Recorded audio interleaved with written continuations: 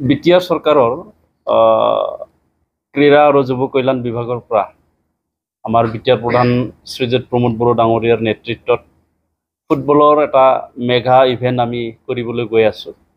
আৰু এই মেগা ইভেণ্টটো আমি নামাকৰণ দিয়া হৈছে বড়োলেণ্ড CM কাপ 1.0, অৰ্থাৎ আমাৰ বিটিআৰৰ শ্ৰীযুত প্ৰমোদ বড়ো ডাঙৰীয়া প্ৰমুখ তেখেতৰ নেতৃত্বত হ'বলগীয়া সেই ফুটবল টুৰ্ণামেণ্টটো আমি বড়োলেণ্ড CM কাপ আমি দিয়া হৈছে।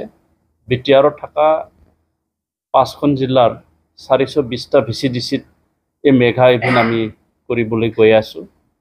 আৰু ইয়াৰ সম্পৰ্কে আমি আজি আমাৰ বিটিআৰৰ আমাৰ এক্সিকিউটিভ কাউন্সিল মিটিং আছিলে, আৰু এই মিটিঙত আমি এই টুৰ্ণামেণ্টৰ কাৰণে আমি এপ্ৰুভেল লোৱা হ'ল। আৰু আজিৰ পৰাই আমি আমাৰ যিটো অফিচিয়েল প্ৰচেছ, এই অফিচিয়েল প্ৰচেছ আমি আৰম্ভ কৰিব বিচাৰিছোঁ। প্ৰতিটো VCDCত আমি প্লেয়াৰ অৰ্থাৎ টিম ৰেজিষ্ট্ৰেশ্যনৰ কাৰণে আমাৰ পৰা এটা ৱেব পৰ্টেল আমি লঞ্চ কৰিম। এই ৱেব পৰ্টেলৰ দ্বাৰা আমাৰ VCDCৰ পৰা প্ৰতিটো গাঁৱৰ পৰা প্লেয়াৰসকলে তেওঁলোকে নিজৰ নিজৰ নাম অন্তৰ্ভুক্ত কৰিব পাৰিব, টিম অন্তৰ্ভুক্ত কৰিব পাৰিব। আৰু এই বড়োলেণ্ড CM কাপ 1.0 এইটো আমি আজিৰ পৰা মেম্বাৰ ৰেজিষ্ট্ৰেশ্যনটো অহা 10 জুনত লাগি আমি দিন ধাৰ্য কৰা হৈছে। আৰু 15 জুনৰ পৰা আমি VCDC লেভেলত আমাৰ এই টুৰ্ণামেণ্টখন আৰম্ভ হ'ব।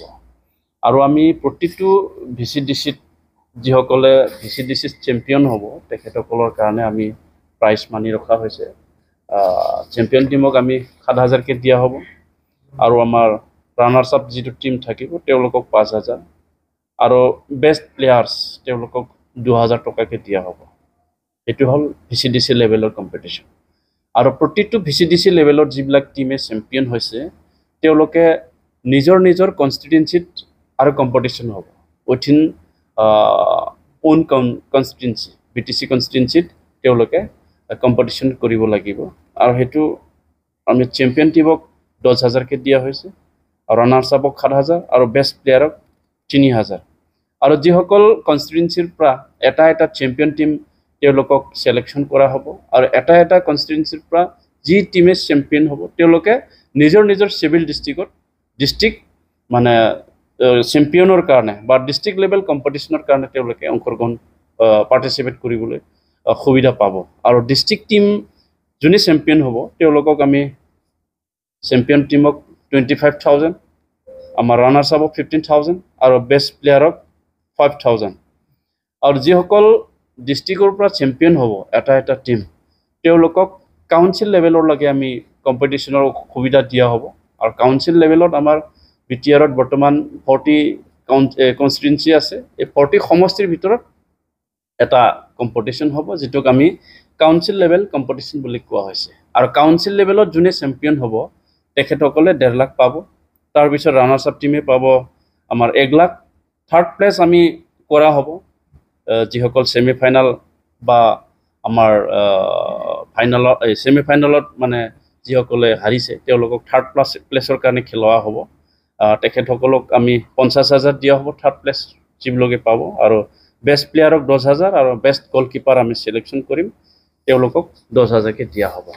আৰু এই টুৰ্ণামেণ্টখন আমি এইটো কাৰণে পাতিব বিচাৰিছোঁ, বড়োলেণ্ডত যিহেতু ফুটবল এটা মেজৰ গেম, সেইটো আমি বহুত পৰম্পৰাগতভাৱে বহুত বছৰৰ পৰা আমাৰ ইয়াত খেল খেলি আহি আছে। আৰু আমাৰ বৰ্তমান বিটিআৰৰ শ্ৰীযুত প্ৰমোদ বড়ো ডাঙৰীয়া তেখেতৰ সপোন হৈছে কি বড়োলেণ্ডৰ নৱপ্ৰজন্মক এলকহল ফ্ৰী ড্ৰাগছ ফ্ৰী যাতে আমি বনাব পাৰোঁ। আমাৰ ল'ৰা ছোৱালীসকলে বা আমাৰ যুৱকসকলে যাতে বিভিন্ন এণ্টি ছ'চিয়েল এক্টিভিটিছৰ পৰা অকণমান আঁতৰি আহে, তেওঁলোকে খেল ধেমালি বা বিভিন্ন কামত তেওঁলোকে বিজি হৈ পেলাই নিজৰ জীৱনটো যাতে বনাই ল'ব পাৰে